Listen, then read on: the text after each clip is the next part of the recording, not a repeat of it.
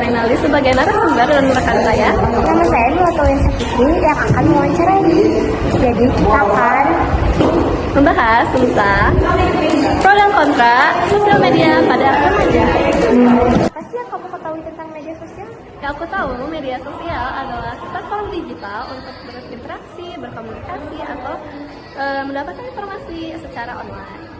Menurut kamu bagaimana perkembangan media sosial sejak awal kemunculannya hingga saat ini? Kalau misal media sosial pada zaman dulu itu cuma bisa pesan ataupun kayak cuma mengirim foto, contohnya itu seperti Friendster atau Facebook. Kalau sekarang itu udah benar-benar bermacam-macam banget. Kayak kalau sekarang tuh kayak bisa live streaming, bikin video, atau kayak bahkan belajar online, itu kayak jadi bermacam-macam banget jadinya. Oke, yang ketiga, masalah apa yang terjadi berkaitan dengan penggunaan media sosial di kalangan remaja? Kalau di media sosial, kalau di remaja itu kayak banyak banget nih hal negatifnya sebenarnya. Kalau misal contohnya itu kayak cyberbullying, kayak terus kayak banyak banget anak remaja sekarang yang kayak kecanduan gitu lah soal media sosial itu. Oke, jadi menurut kamu, kamu sepakat gak sih bahwa media sosial dapat menjadi sarana berkomunikasi dan sarana belajar yang baik? Komunikasi itu kita jadi lebih mudah dengan adanya media sosial.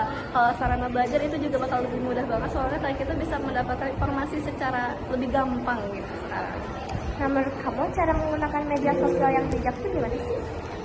Kalau sebagai remaja itu kita harus benar-benar menggunakan media sosial tuh seperlunya aja, nggak usah benar-benar terlalu banyak. Terus kayak kita tidak boleh sembarangan kayak kita tuh harus menyaring informasi dulu. Abis itu kita harus menjaga sopan santun dan jangan menyebarkan hal negatif itu. Oke, kalau kamu menggunakan media sosial, pengalaman apa aja yang kamu pernah peroleh?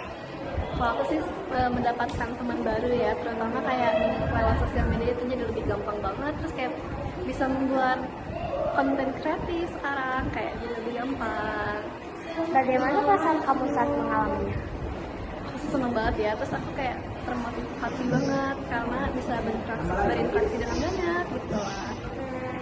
Kalau kamu cari informasi tentang pengalaman orang lain pas menggunakan media sosial, apa sih yang mereka alami? Apa sih yang mereka rasain?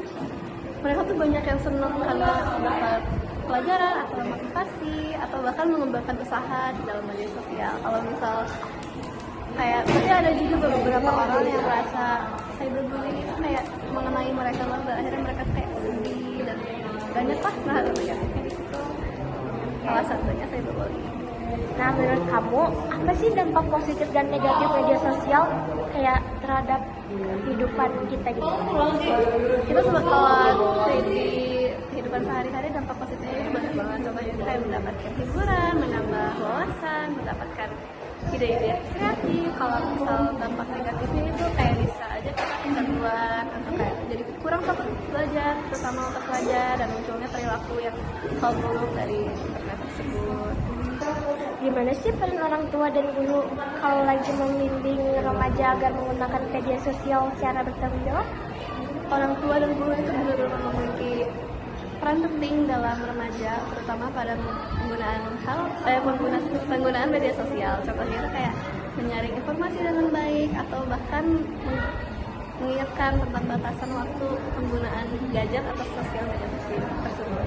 Lihat dari kami.